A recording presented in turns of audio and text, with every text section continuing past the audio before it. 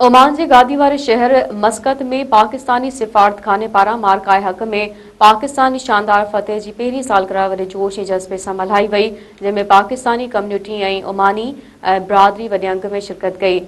तक़रीब दौरान पाकिस्तानी क़यादत जा पैगाम डिप्टी हेड ऑफ मिशन ऐं डिफेंस अताशी पढ़ी ॿुधाया, जॾहिं त मार्काए हक़ जे मुख़्तलिफ़ पहलुअनि ते डॉक्टर सादिया फातिमा, अमीर हमज़ा, ज़ाहिद शकूर ऐं ओमान में रहंदड़ पाकिस्तानी हिंदू बिरादरी जे मौज़िज़ शख़्सियत डॉक्टर दिलीप कुमार ख़िताब कयो।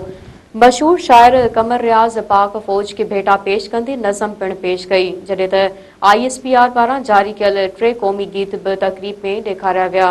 उन मौक़े ते मुक़ररनि पंहिंजे ख़िताब में चयो त मार्काए हक़ न रुॻो फ़ौजी मैदान में केतिरा ई भेरा वरी दुश्मन ख़िलाफ़ तारीख़ी फ़तेह हासिल कई, पर सिफ़ारती ऐं इतलाती महाज़नि ते पिणु पाकिस्तान जी कामयाबी साबित थिए, जंहिं दुश्मन जे मनफ़ी प्रोपेगंडा खे पिणु बेनक़ाब करे छॾियो।